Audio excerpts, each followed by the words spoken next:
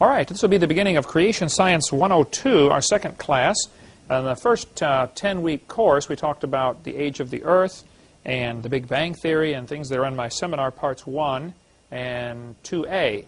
And we left off in the middle of talking about the cavemen. We left off talking about Jack Cuozzo and his tremendous book, Buried Alive, which is just about the Neanderthal men. Jack Cuozzo is a dentist. He studied all of them, went and saw the actual bones instead of the reproductions, or what most people see is just a casting. And he has pictures in here showing how that they've been constructed wrong, and they're just normal humans who have diseases like rickets and arthritis and acromegaly and things like that. By the way, in case you don't know, the Neanderthal, the H is silent, Neanderthal man is named after the Neander Valley, which was named after Joachim Neander, who was a German Christian who used to wander through that valley, and he composed a song that's in our songbook. Praise to the Lord, the Almighty, the King of creation. O my soul, praise Him, for He is thy health and salvation. He's the one who wrote that song, and Neander Valley is named after him. And of course, Satan likes to counterfeit or undo all the good that the Lord does, so now we have Neanderthal man named after the same valley, because that's where it was found. The first one was found in 1856. Shortly thereafter, Charles Darwin's book came out, and evolution became a popular theory. When the Neanderthal man was first found, it was classified by the experts who studied it as a human who probably drowned in the flood. They said he had received several blows to the head because there were some bumps on his head where he had been hit pretty hard and healed. And he had several diseases. I think he said he suffered from rickets in old age and some other disease, or rickets in childhood and arthritis in old age. That was the analysis of the skeleton. And that analysis is still valid today, but because they don't have any other missing links, they've decided to use Neanderthal man as a missing link when it's not at all. It's just 100% human. Recently, there was a study done that said the Neanderthal DNA is 3 or 4% different than average human DNA. I'm not sure exactly what they studied about the DNA, but that's now the big thing in the news, that Neanderthal man is not even part of the human lineage. When actually, the variation from normal human DNA is 5 or 6 or 7% either way. This guy's 3 or 4% off of the average, so he's within the range of human anyway. Now, how they can say, you know, he's not human, I don't know. But yeah, I'd recommend you get Cuozzo's book if you want to study more on the Neanderthals. It's just really tremendous book, well written. When he first began doing research on this in France, his life was threatened because this is big business. These missing links are big business for the people who make money off of them. You know, they've got these museums displaying these fossils, and people pay money to come see this, and he was saying, hey, it's just a normal human. And so his life was threatened. They chased his car. He had to outrun somebody who was chasing his car, trying to kill him. It tells the whole drama in here of what happened in the Neanderthals. Okay, let's talk about Lucy, Australopithecus afarensis. Donald Johanson found Lucy in 1974 in the Hadar Valley.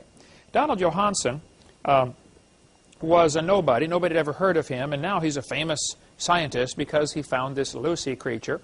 He admitted in this book, Bones of Contention, that he had received a grant of, I think, $47,000 to go look for missing links.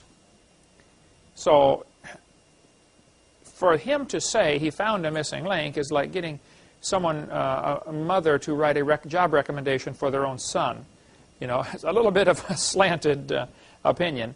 Of course, he had to find something. He was about to run out of grant money when somebody brought him some bones, and they went and dug them up and discovered Lucy.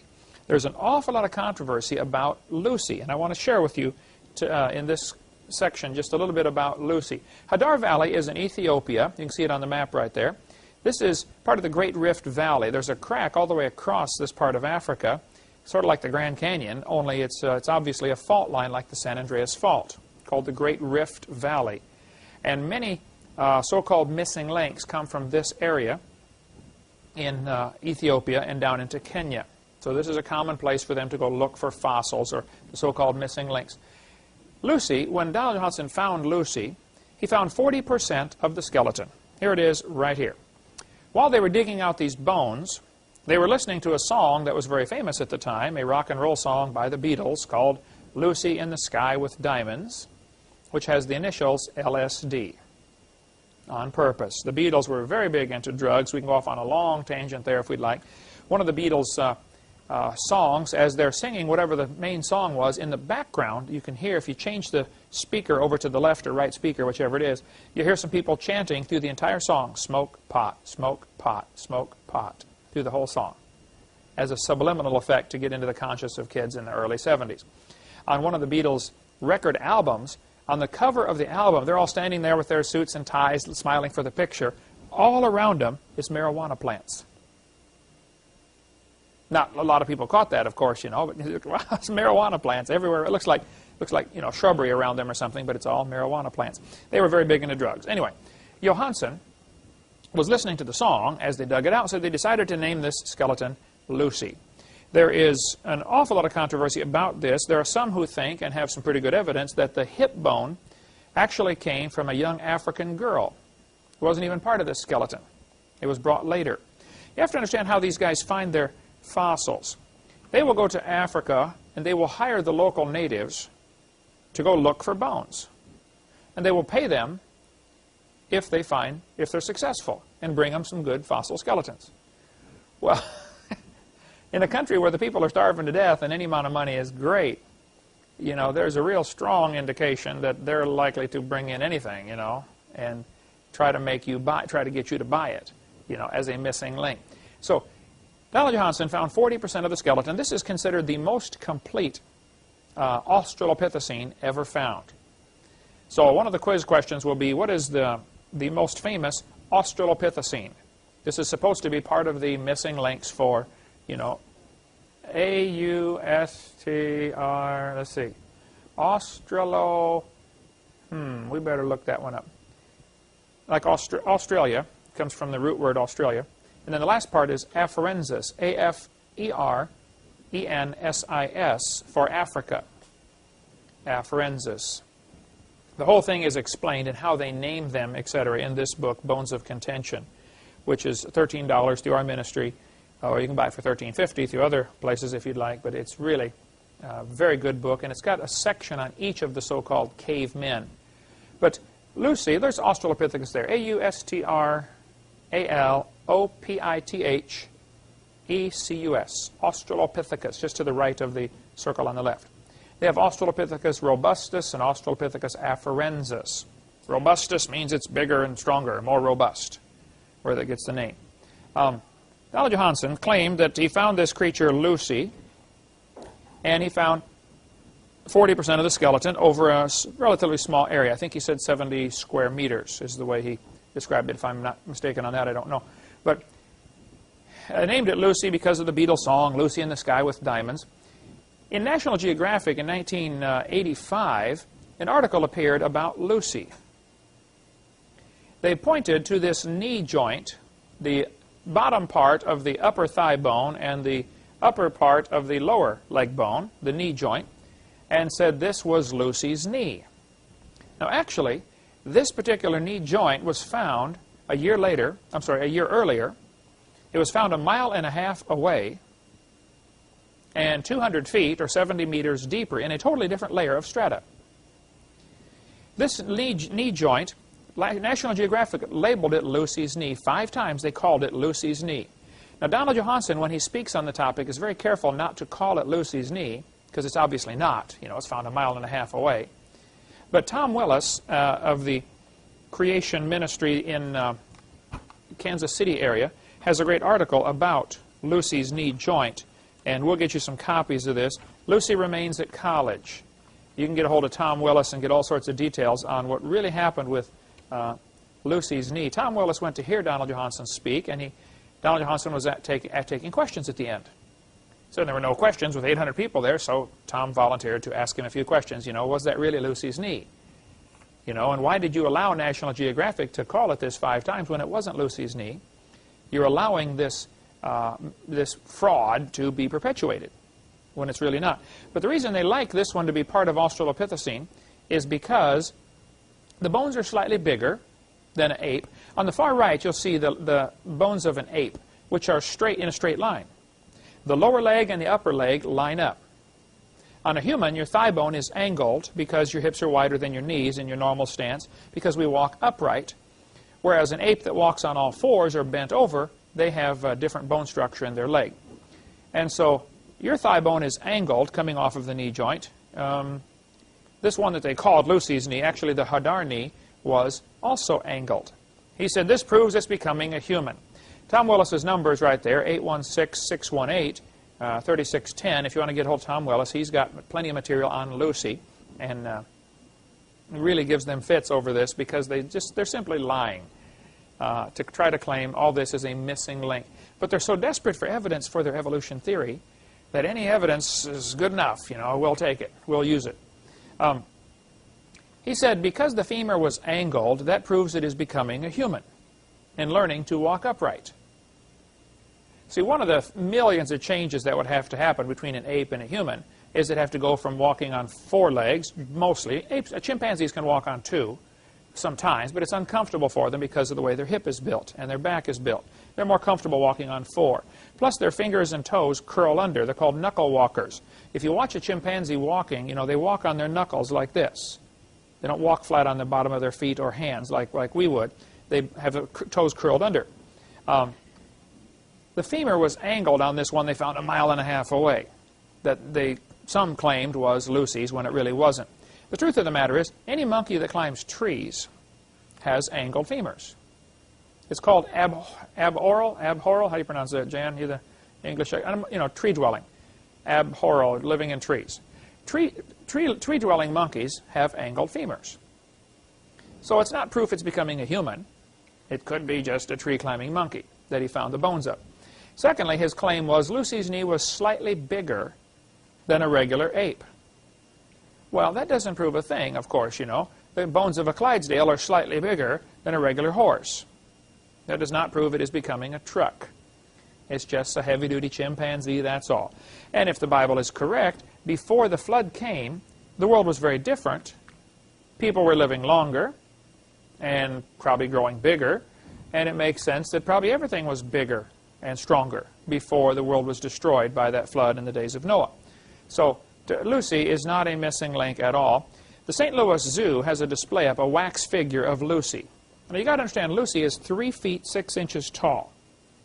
So when you go to the zoo, and I've been there many times, every time I go to St. Louis, I go there just to keep my blood boiling because of all the lies in that crazy place, trying to push evolution. For instance, when you walk in to this one section of the zoo, they've got Charles Darwin sitting behind a desk in his little office. And it's a mechanical thing, and he stands up and begins talking to you about evolution. And the whole zoo seems to be devoted to pushing this one theory of evolution. Why on earth does a zoo have to talk about evolution? Why can't you go look at the animals, But they think they have to use the zoo to teach the boys and girls who come about evolution, and that's what they're doing at many zoos across the country. But actually, for Lucy, not one foot bone or hand bone was found. None. But on St. Louis Zoo's wax figure, they put human feet and human hands. No bones at all were actually found. Other Australopithecines that have been found all had curled toes. They were obviously knuckle walkers. And their big toe was separated from their other toes, indicating it's called a grasping foot, where they can actually grab a tree branch with their foot. You can't do that because your toes all line up, and your big toe and other toes line up. But all the other Australopithecines had this grasping foot with a toe separation. But the St. Louis Zoo put Lucy with human feet on there. There's no telling how many hundreds of thousands of kids go through this thing and see this every year and are impressed with the idea, wow, they have evidence for evolution. And it's just pure propaganda. That's not evidence for evolution. A professor from Washington University said, the statue is a complete misrepresentation.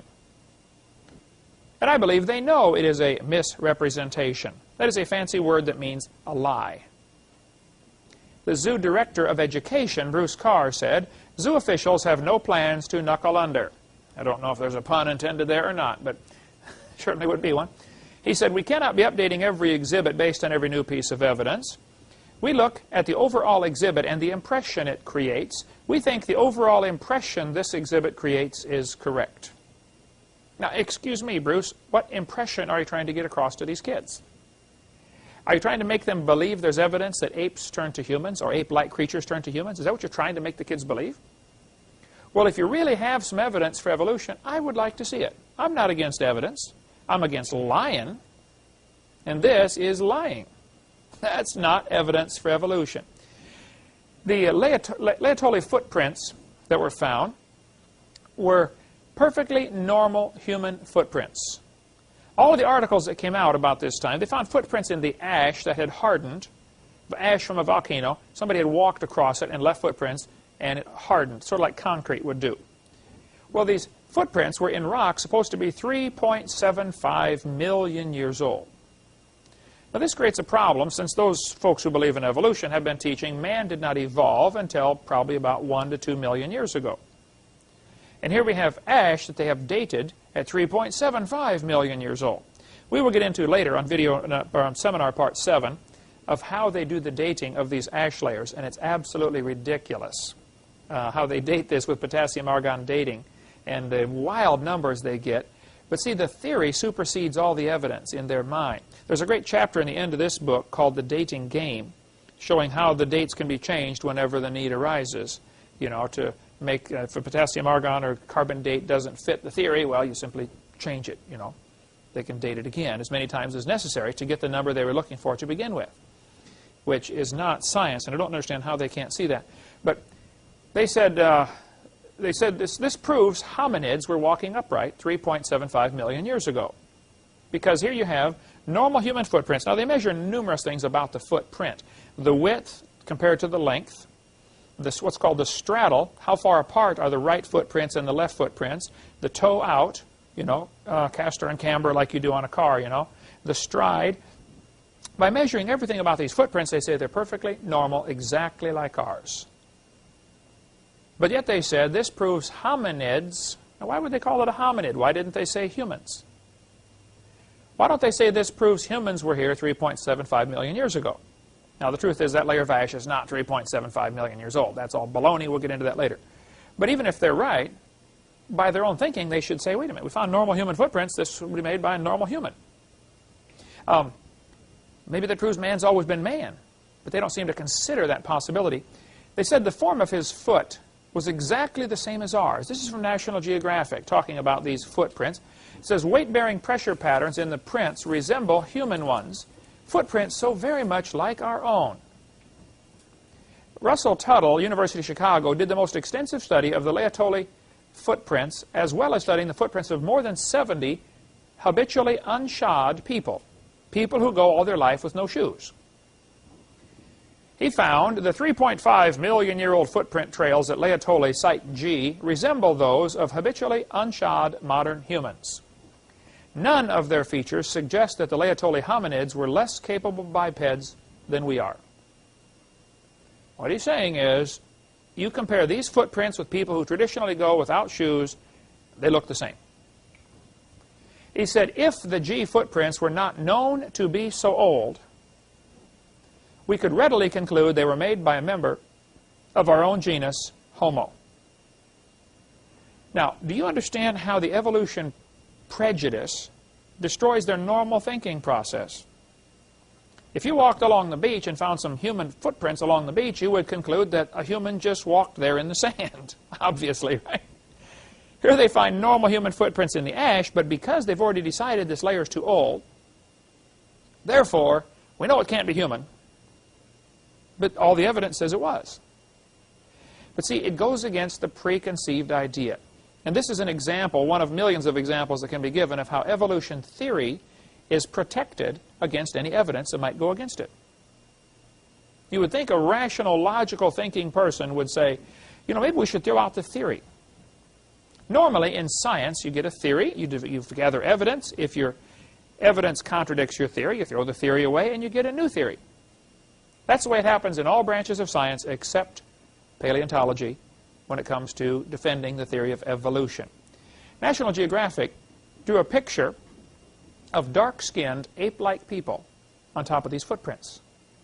Now understand, all they found were footprints. How would you know the color of their skin? One evolutionist got all upset with me and said, well, that's because this is Africa. They're dark-skinned over there. Well, maybe so. But maybe this is a slight racial slam, trying to imply that dark-skinned people are less evolved. Hitler certainly believed that.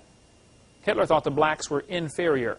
to the Aryans, you know, the blonde-haired, blue-eyed Norwegians and Germans.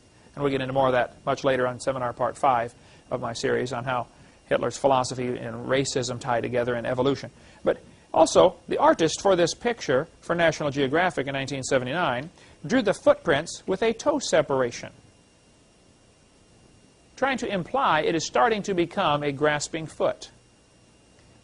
See, your footprint, you couldn't grasp a tree branch and hang upside down with your big toe on one side and your other toes on the other side. Monkeys can, of course. And they drew this picture by making the toe a little further over than was actually found, making a little separation. This is called propaganda in my book. I think they should report the facts, and if it contradicts your theory, well then, for heaven's sake, throw away the theory and get a new one. The problem is, many people like that evolution theory because it gives them freedom from God. And I'm convinced, after studying this topic for 30-some years, that's the reason they keep that evolution theory. Charles Oxnard studied every one of the Lucy bones. He measured every angle, or every dimension of the bones, and compared them. It's called a multivariate analysis. He spent, I believe, 16 years studying Lucy. He said, folks, the various Australopithecines, which is Lucy, are indeed more different from both African apes and humans in most features than these latter are from each other. In other words, Lucy is more different from humans and apes than apes are from humans. It's not a missing link at all. It's just an unusual monkey, that's all. So if anybody tells you Lucy is a missing link, you need to tell them they're misinformed. Or they're lying. I don't know of a nicer way to say it, but that's just the way it goes, okay? There could be some Lucy-type monkeys, a monkey that traditionally or commonly walks on 2 legs and consequently has a slightly different hip structure. There could be some still alive. It's just a monkey is all it is. I mean, several birds, most birds walk on 2 legs, you know, have an upright posture. The fact that if it walks on 2 legs does not prove it is starting to become a human. It proves God made a species of monkeys that walks on 2 legs part of the time, or most of the time even. But that Creation magazine is excellent magazine. Back in '96, they had a good article about, you know, is Lucy still alive? Down in Sumatra, which is down near Vietnam area, Indonesia. Experts will tell you there is really no evidence of how man evolved. By the time you get done reading this book, Bones of Contention by Marvin Lubenow, now, what Lubenow does in here, he spent 25 years studying all of the so-called missing links. Has a section on each one in here. He says at the beginning of the book, he says, I'm going to assume that their dating, I'm going to go by their dates that they give to these missing links, okay? If they say it's 1.6 million years old, okay, we're going to believe them. He said, I don't believe any of that stuff, but we're going to go by their teaching. And so just by their own teaching, he shows that the dates are totally wrong. They overlap each other. You have the children existing before the grandparents. You know, by the way that they say they evolved, it just doesn't work. So it really is an interesting expose on that topic. I recommend you read that one for all the lowdown on the so-called missing links. The only missing link I've been able to find is modern man. He's definitely got something missing between his ears. He thinks we came from an ape-like ancestor. He spends all his spare time digging in the dirt looking for bones. My dog does the same thing. But we don't make the taxpayers pay his salary while he does it. It'd be the major difference. But they seem to be so desperate to worship and serve the creature rather than the Creator, just like Romans chapter 1 says. These folks really don't like the idea of God creating the world. The Bible says they profess themselves to be wise, but they're fools. It's a shame. And they are not the enemy. Those who believe in evolution are not the enemy. We need to love them and pray for them and witness to them, and they can be saved like anybody else. They're blinded by the devil. I'm convinced of that. I was in a debate several months ago, and this professor was up there saying, folks, we've got proof for evolution. We found this fossil. You know, it wasn't Lucy, it was another one. We found this fossil, and this proves man came from an ape-like ancestor. When it was my turn, I got up and I said, folks, I'd like to point out the obvious. If this was a court of law, and this guy came in and says, Judge, we have evidence that apes turned to humans, and here's the fossil we found in the dirt. I would say, Your Honor, it's pretty obvious. If you find a fossil in the dirt, all you know is it died. You don't know that it had any kids, do you? You find a skeleton in the dirt. You don't know that it had any kids. You certainly don't know that it had different kids. And why do they think the bones in the dirt can do something the animals today cannot do? Every kind of animal in the world produces after its kind. Humans have humans. Apes have apes. Chimpanzees have chimpanzees. If they think an ape-like creature could produce a human in the past, well, why don't they have an ape-like creature produce a human again? Only let's study it this time. I mean, I want to see it happen. It only happens long ago and far away, which is fairy tale material. Evolution doesn't happen. No animal has ever produced anything other than its kind. Now, you don't want to use the word species when you get into discussions with them. Just stick with the word kind and you'll be safe. Okay, we'll take a little break, and when we come back, we'll talk about where does the Stone Age fit into the Bible. What about the Stone Age coming up next? Where does the Stone Age fit into the Bible? Was there a time when civilizations existed with mostly stone tools as opposed to iron or copper or brass or bronze or some of the things we use today? Well, I would point out there are people today who use stone tools.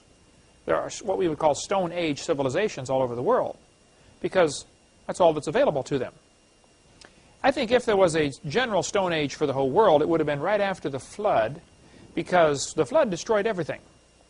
When the people got off of that ark, they opened the door and walked out, and there's nothing. Everything had been ruined. I mean, you figure they stayed in the ark about 6 months after they hit bottom. How tall would the trees be by the time they walked out the door? You know, this tall, maybe? Seeds floating around do just fine. You know, float around in water for a few months and then germinate. But probably the extra 6 months, I mean, you can plant just about any vegetable and get it up to eatable size in a few months. You know, I don't know what garden lengths are. I know up north it's a little faster because they have longer days than they do down here. So though they have shorter growing season because the days are longer, they end up getting their fruit in or getting their crops in earlier. But so in 6 months, you'd have plenty to eat outside for the animals. So that's probably why they stayed in 6 more months. There's simply no reason to go outside. Nothing out there to eat. But they got off the ark and faced just a ruined world. And so you don't tell your grandson, our fax ed, to go to the hardware store and get you a shovel. There aren't any hardware stores.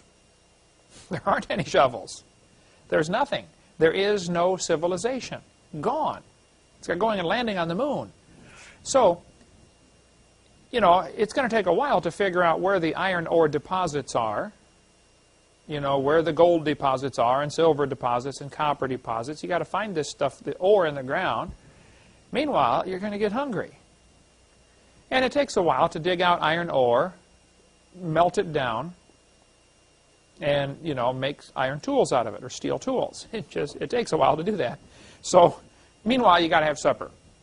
So it makes common sense that you're going to go make some stone tools, which are much quicker. Take some hard rock, chip it sharp, you know, and make stone arrowheads or whatever. So probably they faced what I would call a Gilligan's Island situation. Maybe other people in other parts of the world have not seen the video or the movie about Gilligan's Island. Most of you, I'm sure, have seen that, where they're on a ship, you know, and the storm blows them off course, and they land on an island, and they end up, this crew of 8 or 9 people have to live there for years and years and years till the show becomes unpopular and they take it off the air. But there's nothing to work with. So you have to use stone or bamboo or whatever you can find to make your house, to make your tools, to mortar and pestle. Everything has to be done out of stone. And plus, if you're a nomad society traveling around from area to area, you got to carry everything with you. So now you don't want to have, you know, a bunch of stuff to haul around with you if it's heavy, because whatever you got to carry it. So they would tend to minimize their tools. Now the Aborigines in Australia, even today, some of them are nomadic. They wander around. So they don't carry any tools. So they use their teeth as a vise. And, you know, if you're going to strip the bark off a tree branch, you clamp it down in your teeth while you hold it. Well, that tightens up the masseter muscles. You're always using your teeth. That's your favorite tool. That's your pliers. That's everything, you know. And so the masseter muscle gets bigger just from use so much, you know, like a bodybuilder. And any bodybuilder will tell you the more you use a muscle, the more it pulls on the bone, and pretty soon the body responds by building more bone mass there. So the bones actually get bigger. So Aborigines typically have bigger jaws and a different shaped face than ours, And it's nothing to do with evolution. That's a bodybuilder. They're using their jaws more. That's all it is. And somehow they get this idea that 100 years ago, people were shooting the Aborigines, killing them like cows, thinking they're just, you know, a missing link, and they're, you know, they haven't evolved as far, and it really would be better for the world if we wiped them out. In 1904, at the St. Louis Zoo, where the zoo is today, they had a World's Fair there. 1904 was held in St. Louis. They had a display. A section of the zoo was set up with all pygmies, with their pygmy huts and, you know, fires and families living there, as an evolution display to show they hadn't evolved as far. One fella, Ota Benga, his name is, was taken away from his wife and 2 kids and put in a cage with chimpanzees as evidence for evolution. The guy's a little pygmy, about 4'5" or something like that. He went insane and killed himself. We'll cover a lot more on that in seminar part 5 about the philosophy of evolution, what happens. But before the flood, things are doing great, you know, even though the world had been cursed. Now, the Bible doesn't tell us when the curse was, you know, when Adam sinned. I suspect they probably lived in the garden for 100 years. Just for sake of argument, let's assume the only facts we have to go on as far as when Adam and Eve sinned and were kicked out of the garden. Here's the only facts we have. Adam was 130 when Seth was born. Before that, they had 2 kids, Cain and Abel, but no dates are given. They were out of the garden before any kids were born. So they could have easily been in the garden for 100 years before they sinned. I think some people tend to read the Bible and say, wow, you know, God made them, and they sinned immediately. I can't buy that, okay? Could have been 100 years later that they disobeyed God, and then the ground is cursed. What we have from the curse is just a few clues in the Bible. Thorns and thistles are going to come up. It's going to be pain in childbearing, and it's about all you're going to get from the Scriptures. You're going to have to work for a living now. So apparently something changed. Now, God gave a lot of commands to these people in the garden before the flood. He told them to eat all vegetables and plants. We'll see that later on. Genesis 1:30, 29 and 30. All the animals were vegetarian. They were supposed to be. But that doesn't mean everything was obeying God. I mean, the reason we had that flood is because they were disobedient. So the fact that God told them to do something a certain way does not mean that they were. I mean, I hope they were, but apparently somebody wasn't, because God had to come down and destroy the whole world. But before the flood came, under this canopy that the earth had, we talked about that in the last class, the canopy of water is probably the best theory, though it's not provable, probably the best theory to explain why things were so different before the flood. Rhinoceros was found in Nebraska, a hornless rhinoceros, 18 feet tall. We figure this ceiling in here is 12 feet tall. 6 feet higher than the ceiling. That's a big rhinoceros. It was 30 feet long. This room is 32 feet wide. That's a big rhino, okay? Now, the textbooks will tell the kids this is a prehistoric animal. Now, this is interesting. The word prehistoric was just invented in the last 100 years or so. I got some old dictionaries to look up the word prehistoric. Somebody sent me one from 1766. Dictionary of the English Language. When I went to look up prehistoric, it wasn't there. So if you had seen somebody during the time of the Revolution here in America and said, what do you think about the prehistoric times? Well, they wouldn't know what you're talking about. There's no such thing. Because in their mind, history starts at the creation. And the world is 6,000 years old. That's what they believed. In 1860, during the Civil War, if you had asked Robert E. Lee, what do you think about prehistoric times? There was no such word. The word did not exist. Darwin's book came out in 1859. Now, there were people before 1859 who believed the earth was millions of years old. But the majority of the population believed the Bible was right, the earth is about 6,000 years old. Because that's what the dates add up to if you figure it out. You know, that's what it says. I haven't been able to find the exact year the word prehistoric was added. If you want to do that, send it to me and let me know. Somebody sent me a 1928 dictionary. It is in there. That's the earliest one we can find it in. And the last one I've seen that we can't find it in is 1860. So somewhere during that time frame, I would guess around 1900, the word prehistoric was added to the dictionary. Now, there really is no such thing as prehistoric. There is no such thing. See, the Bible says, in the beginning. Well, how do you go before that? There are things that are pre-flood, but that is not prehistoric. So don't fall for that.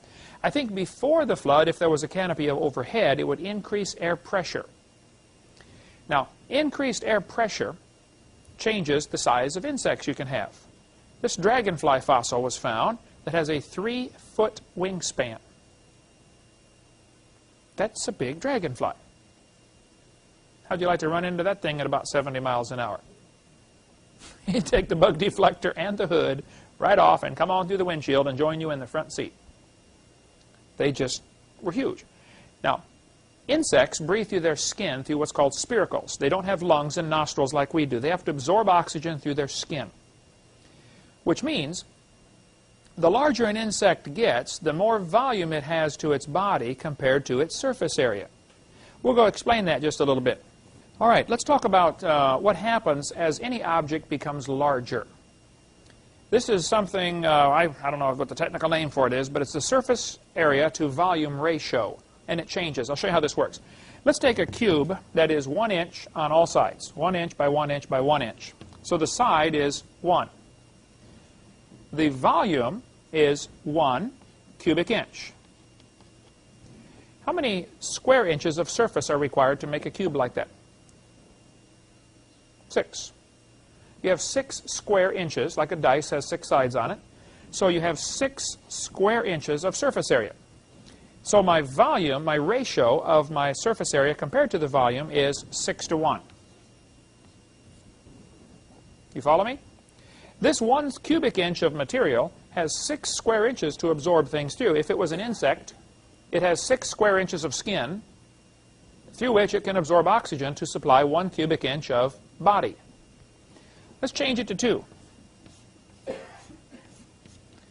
2 inches by 2 inches by 2 inches. Our side is now 2. What is our volume? 8. 2 times 2 times 2 is 8. What is our surface area? Each side is 4, and there are 6 sides, so it's 24, right? What is our surface area to volume ratio? 24 to 8, which reduces to 3 to 1. So by doubling the size, we now effectively only have half as much skin that you can absorb oxygen through. Anybody follow me on that? They have 8 times more body, but only 3 times more skin. So they are losing out. If they have to absorb something through the skin to supply all that internal tissue, they simply don't have enough skin anymore. As it gets larger, the problem gets worse. As you get smaller, the problem becomes much better for an animal that has to absorb through the skin. The other thing that happens, if something is depending on friction with the wind, like an ant falling out of a tree, if an ant falls out of the tree, he's got his own parachute built in because he's got so much surface area and so little volume. He's mostly surface area, so he's got lots of friction with the wind, so he falls, hits the ground, and walks off. Doesn't hurt him. You can drop ants out of an airplane. They can fall 10 miles, and, well, airplanes don't go 10 miles, but they hit the ground and walk off. It doesn't faze them because they fall so slowly. Whereas the bigger a person is, the less surface area to volume ratio they have, and so you just simply don't get enough friction with the wind, and you and I can't fall out of an airplane and survive unless we're really lucky. There have been people who fall out without a parachute and survive, but I wouldn't want to try it personally. Now, since an insect has to absorb through its skin oxygen, the bigger it gets, the more this becomes a problem. So there's a maximum size insects can get based upon how much air pressure there is. But if you increase the air pressure, now they don't need quite as much skin because they're getting, say, twice as much oxygen through every square inch of skin, so they can survive just fine. That explains why we find some absolutely gigantic insects. Cockroaches today get, 2 inches long as a big cockroach. We have them all over Florida here, right? But yet 18-inch cockroaches have been found in the fossil record. How'd you like to find those under the kitchen cabinet, Can you imagine a 1.5 feet long, a half-meter cockroach? A friend of mine, Fred Gayford up in Canada, does video and does graphics and artwork and editing and stuff like that. And he put this picture together for me. He also speaks on creation. He sends me a lot of pictures that he does like this. That's his wife about to swat that 18-inch long cockroach. I'm glad they don't get that big. I mean, they're bad enough around here. Up north in Illinois, where I'm from, cockroaches are, 3/4 of an inch long, no big deal, But down here, well, you're in the fruit business, you know about the cockroaches we've got. In Germany, they found an 8.5-foot long centipede fossil. Can you imagine? That's a big centipede. There's Fred, going to shoot it with a shotgun. But that's a giant centipede. Now, when you consider the surface area to volume ratio problem they would have, one of those, thankfully, could not survive today. I believe there are some 12-inch centipedes today in the world. Maybe some bigger than that, I don't know, in some of the jungles and things like that. But even 12 inches is a big centipede. But 8.5 feet is lots bigger. I suspect these type insects could not survive today, and this is one of the evidences that something was different before the flood came. I think the pre-flood world had to have more air pressure precisely because of the surface area to volume problem. All right. There are some good creationists who do not agree with the canopy theory. I spent quite a bit of time talking to Walt Brown, who's a great guy, has a tremendous book, In the Beginning. He lives in Phoenix, Arizona. Met me at the airport when I was there a few months ago, and we had dinner or lunch together. He does not think there was a canopy. He thinks there are some problems with the theory. I listened to his problems. I've listened to them before from other people, and I think there's a solution to it. And I asked him, well, what about the giant insects? How do you explain that? He said, well, we don't have an answer to that one. That's why I think this is really a powerful evidence that there must have been something to increase air pressure before the flood came, and the canopy so far is the best available theory for what that might have been. Grasshoppers have been found that are 2 feet long. These are fossils of grasshoppers. When you consider they not only have to get oxygen to their skin to survive, they have to fly. Now, flight takes an enormous amount of energy and a lot more oxygen than just walking does. So they'd have to have something very different about the grasshoppers. Cattail fossils have been found that are 60 feet tall. You figure, a 6-story building. That's a big cattail. Just what's called, they call it a cone. The brown part on the cattail is called the cone. Just the cone is 10 feet long. As high as these pillars. That's the cone on these cattails that are found fossilized. A donkey was found in Lubbock, Texas that was 9 feet high at the shoulder. Again, the pillar's 10 feet tall for comparison, so figure 9 feet to the shoulder of the donkey.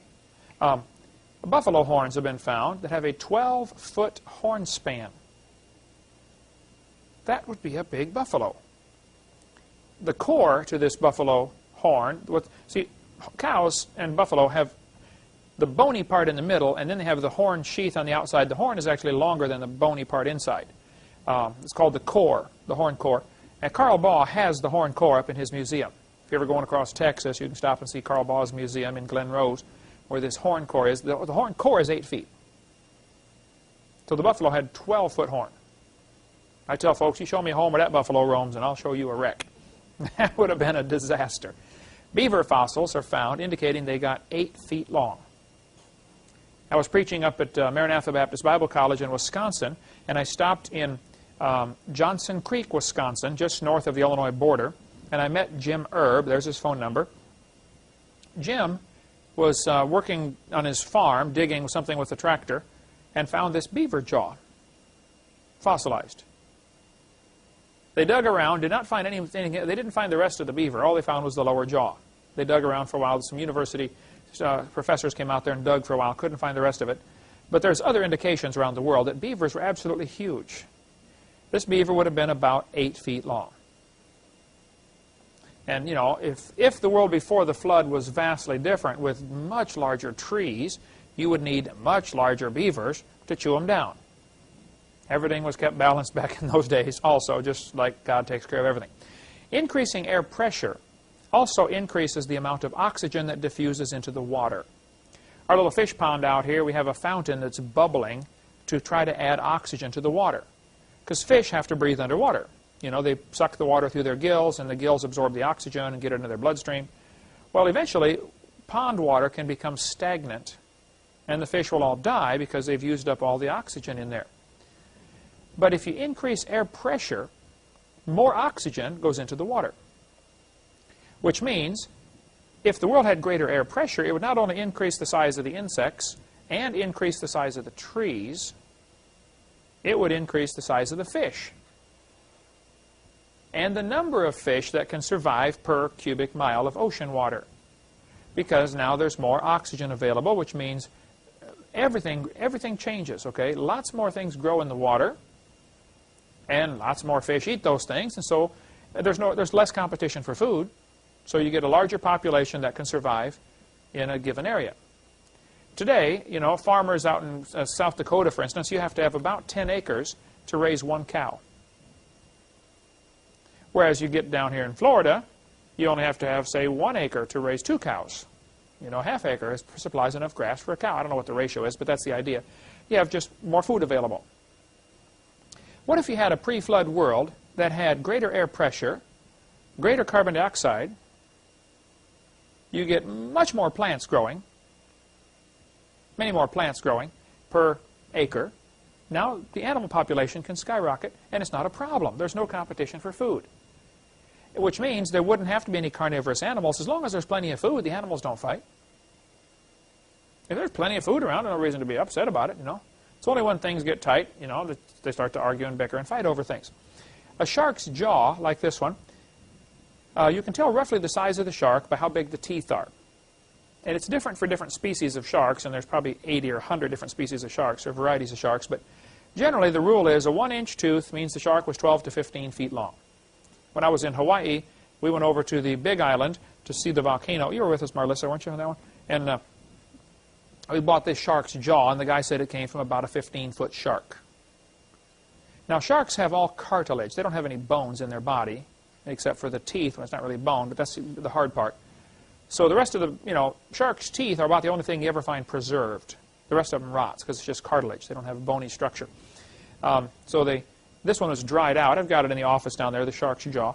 But about 12 to 15 feet for 1 inch of tooth. Now, fossil shark's teeth are found, indicating sharks got to be 80 feet long before the flood. Can you imagine an 80-foot shark? You could walk right into the jaw easily, standing up. One fellow said, "Do you believe Jonah was swallowed by a whale?" Oh, yeah. Well, actually, the Bible says great fish, but could have been a whale. I don't know. I'm not sure if whales in God's classification system it appears that whales are classified as fish. Anything lives in the water is a fish. Just because we've decided to classify whales and dolphins as mammals, and, you know, by our classification system they are, that doesn't mean the Bible system is wrong. They just had a different system of way of classifying things. But Jonah was swallowed by something that was awful big. The Bible says God prepared this creature to swallow Jonah. God had prepared a great fish, so may have been something special about it. I don't know. But, you know, this one's big enough to swallow a Volkswagen. Certainly big enough to swallow a man. If you get J. Vernon McGee's book, commentary on Jonah, you're J. Vernon McGee, the guy on the radio, you know, this is J. Vernon McGee, you know, God bless you, my beloved. You know, he's been long dead now, but if you get his book on Jonah and read this commentary, he goes through several instances where people or animals have been swallowed and lived, swallowed by a whale and lived. Was that story on the radio this morning about that? Yeah. Some guy named Bartlett washed overboard on a ship and was swallowed and found 2 days later alive, bleached out. His skin never did recover. The rest of his life he looked pretty weird, you know, is the way I understand it. It happened in 1890-something or something, a whaling ship. But he tells that story on there. So sharks were bigger. Turtles, evidence is found that turtles were huge before the flood. This one is in Peabody Museum, which is in Yale University in Connecticut, showing a turtle about 12 feet, maybe 13 or 14 feet. I don't know how long the tail was. That would be a large turtle. Birds fossils. Now, birds don't fossilize easily because their bones are hollow. Because bird bones are hollow, which gives them really more strength and less weight. If you notice bridges, the structure of bridges is often full of holes. It relieves some of the weight and adds more surface area. It goes into another physical problem of if you take a piece of solid pipe and bend it, if you drilled a hole all the way through the middle of the pipe, a hollow pipe would be harder to bend because it has more surface area. Less mass, but more surface area, and actually is harder to bend. So oftentimes, hollow is stronger. Any engineer that builds bridges will tell you, yeah, that's right, you know, hollow can be stronger. And bird bones are hollow, which means they're less likely to fossilize. They're more likely to just crumble, you know, get smashed or something like that. But in spite of that obvious difficulty, bird fossils have been found, indicating they got about 13 feet tall. Now, there were some birds that were on the islands of New Zealand and maybe Australia, even 800 years ago, that the Maori people over there, the Maori Indians, were killing them and eating them. And these birds were 8 or 10 feet tall. Giant birds were alive on Earth just, you know, 800 or 900 years ago. And they were killing them on these islands. Apparently, they've all gone extinct now. Though there are some people arguing that they're not extinct on some of the Pacific islands. Well, you know, who knows? They find some eggs of these things that are enormous. These huge eggs have been found over the last 100 years. Somebody thinks, you know, they're still alive. I don't know. That gets into the cryptozoology study of giant birds. You can read it for yourself and see what you think. Reptiles, lizards, never stop growing. Reptiles grow all their life. Now, people stop growing. What happens, the ends of your bones in your body have a certain type of cell that keeps multiplying and reproducing, and when you reach a certain size, that stops. If you break your arm or your leg at the joint when you're a child, if you break across those special cells that continue to grow, there's a possibility your arm or leg will be actually shorter than it should be because you broke it during childhood while it's in the growth stage. You can break your arm in other places and it won't affect the length of it, but if you break it across those special cells that are continually growing, you know, you may end up with a short arm or something for the rest of your life. Okay, who cares? Anyway, reptiles never stop growing. They grow all their life. When we went to Orlando, I was with Eric, I know. Marlissa, were you with on that trip? We went to Alligator Farm? Okay. We stopped at the alligator farm where they raise alligators for, you know, they eat them and, you know, make stuff out of their skin and stuff like that. I talked to the manager. He took me and showed me all the stuff around there and got me into the back sides and saw, not part of the normal tour. I made friends with him and I said, sir, can you tell me how big do these things get? How fast do they grow? He said, well, we raise them here under what we consider as close to ideal conditions as we can. You know, plenty of food, perfect climate, you know, we watch for diseases, and we keep all the ones the same age together. So there's no bully in the bunch. They're all the same age, growing together, so there's less fighting that way. Whereas if you have one 14-foot alligator with a bunch of 3-foot alligators, you know, they don't have much of a chance of survival. So we keep them separated by their age group. He said, under these pretty close to ideal conditions, we can get an alligator from an egg in 1 year to 5 feet long. He said the second year, they get up to 7 feet long. So 0 to 5 feet, and then 5 feet to 7 feet. He said then the growth rate continues to slow down, but they never stop growing. They may grow a foot the next year, and 8 inches the next year, and 6 inches the next year, but they just simply never stop growing. Now, how big they get, of course, depends on numerous factors. Genetics, you know, what species is it, what type of alligator, food supply, disease, things like that. But regardless of all those things, the simple fact is they never stop growing. So if you put lizards in the pre-flood world and let them live to be 900 years old, it is known, for instance, that most reptiles live about as long as, reptiles can live as long as humans. The Galapagos turtles, have you seen those giant tortoises you see at the circus or at the zoos once in a while? They got these huge turtles. They know they live over 200 years. They suspect they might live 400 years, you know, but who's around to watch it, you know, for 400 years? If reptiles lived even longer than humans, then, of course, the problem becomes worse. But even if they only live to be 900 years, a reptile that never stops growing for 900 years is going to get to be a big lizard after a while. Dinosaurs were probably just giant reptiles that lived before the flood. They did not live millions of years ago. They're just big lizards that lived with Adam and Eve. Even today, reptiles never stop growing. When we first moved in here 11 years ago, I went around and met all the neighbors. Jan, do you remember the folks down the street that had the pet shop? They raised pets to sell.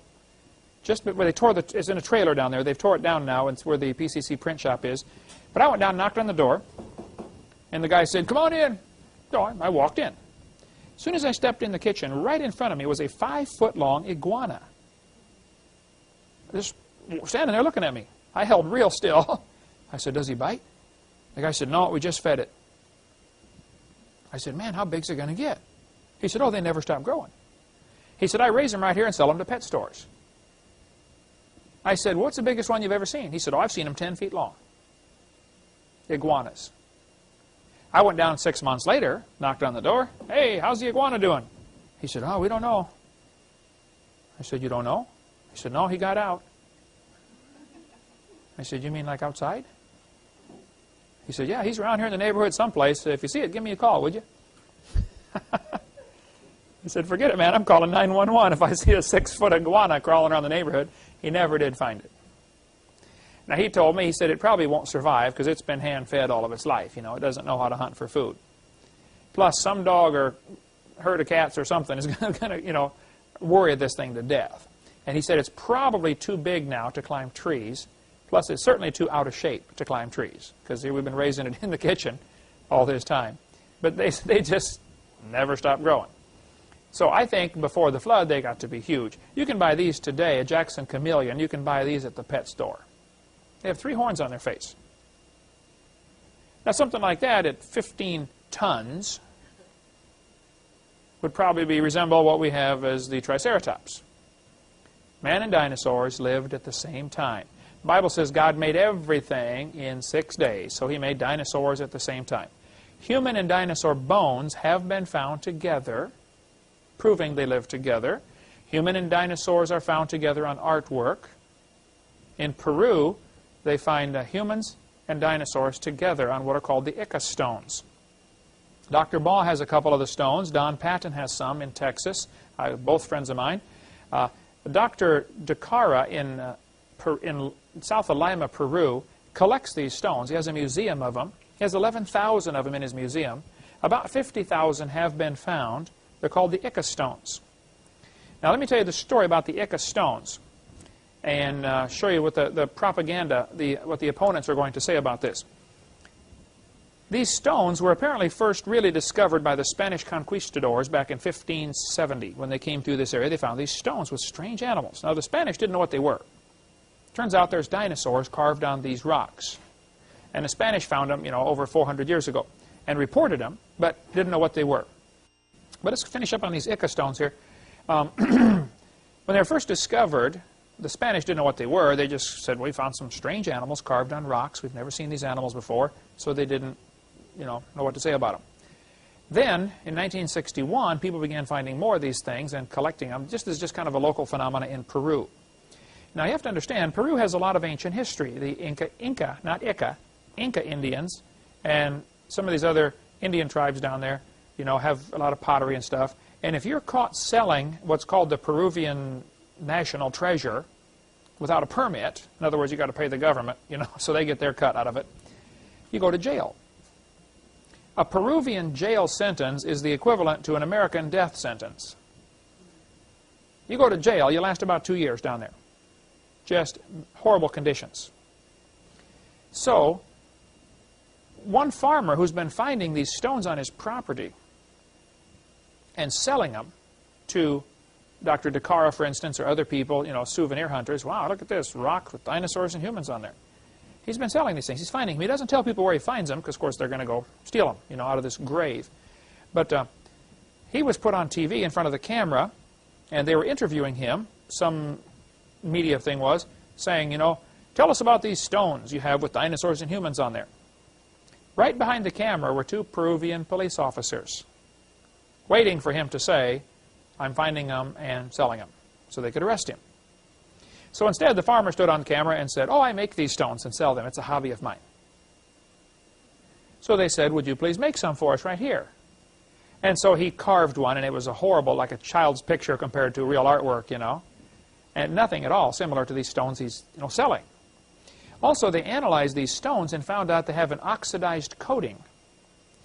Most materials, over time, they oxidize. It reacts to the oxygen in the air, and they develop a coating on it. Your car does the same thing. You know, the paint starts to lose its shine as it gets an oxidized coating, and use rubbing compound to get that off and shine it back up.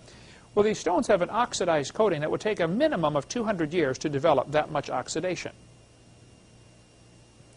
So nobody's making these in the last 200 years. Now, why would anybody make 50,000 stones? Don't they have something else to do with their time than sit around and carve dinosaurs and humans together? The other interesting thing about these stones, we'll get into more of that later, is the dinosaurs that are on there have circles on the side. Nobody has ever seen dinosaur skin, because when you find a dinosaur in the ground, you find the bones. Okay, the rest is rotted away. So nobody knew for sure what dinosaur skin looked like.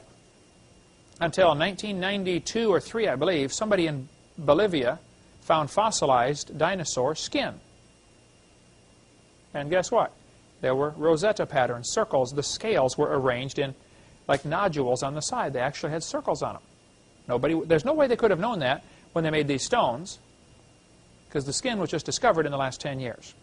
Carl Baugh has the piece of dinosaur skin in his museum in Texas, the one that was found. I met the missionary. I met the wife of the missionary, or the best friend of the missionary or something, who found it down in, I believe it was Bolivia or Peru. Bolivia, I'm pretty sure. Anyway, we'll get into more of that later. Okay, so that's about the dinosaurs and humans living together. Next class, we'll talk about dinosaur and human footprints. I've read all the controversy for and against this, and we're going to explain the whole thing about the truth, what I consider to be the truth about the dinosaur and human footprints in our next class. Thank you for joining us.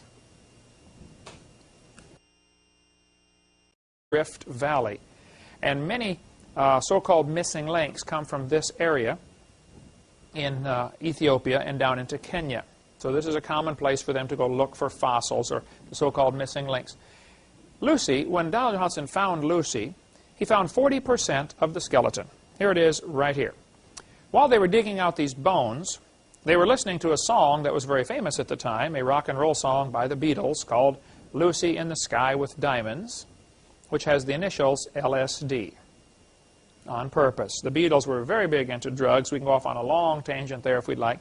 One of the Beatles' songs, as they're singing whatever the main song was, in the background, you can hear, if you change the speaker over to the left or right speaker, whichever it is, you hear some people chanting through the entire song, smoke pot, smoke pot, smoke pot, through the whole song, as a subliminal effect to get into the conscience of kids in the early 70s.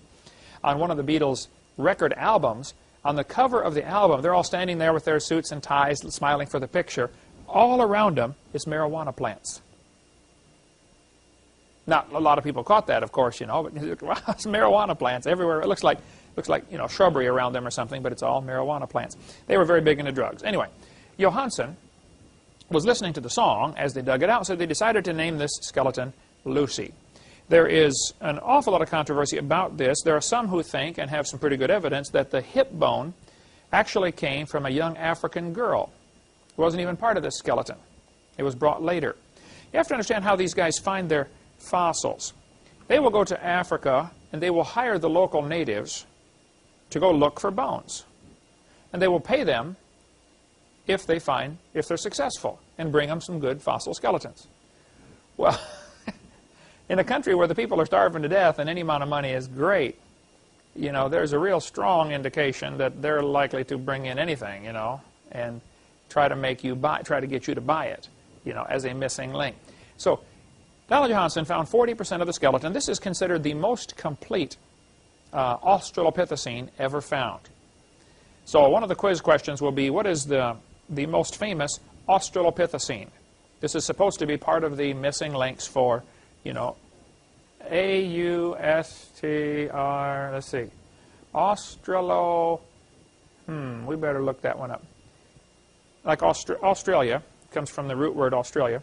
And then the last part is Afarensis, A-F-E-R-E-N-S-I-S, for Africa.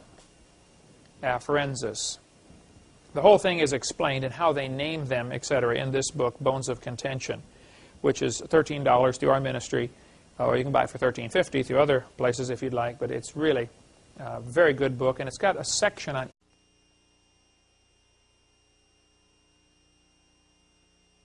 All right, this will be the beginning of Creation Science 102, our second class.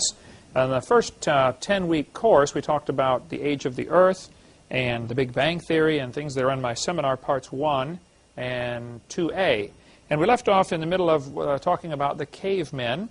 We left off talking about Jack Cuozzo and his tremendous book, Buried Alive, which is just about the Neanderthal men. Jack Cuozzo is a dentist. He studied all of them, went and saw the actual bones instead of the reproductions, or what most people see is just a casting. And he has pictures in here showing how that they've been constructed wrong, and they're just normal humans who have diseases like rickets and arthritis and acromegaly and things like that. By the way, in case you don't know, the Neanderthal, the H is silent, Neanderthal man is named after the Neander Valley, which was named after Joachim Neander, who was a German Christian who used to wander through that valley, and he composed a song that's in our songbook. Praise to the Lord, the Almighty, the King of creation. O my soul, praise Him, for He is thy health and salvation. He's the one who wrote that song, and Neander Valley is named after him. And of course, Satan likes to counterfeit or undo all the good that the Lord does, so now we have Neanderthal man named after the same valley, because that's where it was found. The first one was found in 1856. Shortly thereafter, Charles Darwin's book came out, and evolution became a popular theory. When the Neanderthal man was first found, it was classified by the experts who studied it as a human who probably drowned in the flood. They said he had received several blows to the head because there were some bumps on his head where he had been hit pretty hard and healed. And he had several diseases. I think he said he suffered from rickets in old age and some other disease, or rickets in childhood and arthritis in old age. That was the analysis of the skeleton. And that analysis is still valid today. But because they don't have any other missing links, they've decided to use Neanderthal man as a missing link when it's not at all. It's just 100% human. Recently, there was a study done that said the Neanderthal DNA is 3 or 4% different than average human DNA. I'm not sure exactly what they studied about the DNA, but that's now the big thing in the news, that Neanderthal man is not even part of the human lineage.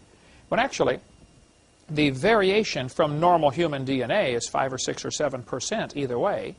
This guy's 3 or 4% off of the average, so he's within the range of human anyway. Now, how they can say, you know, he's not human, I don't know. But yeah, I'd recommend you get Cuozzo's book if you want to study more on the Neanderthals.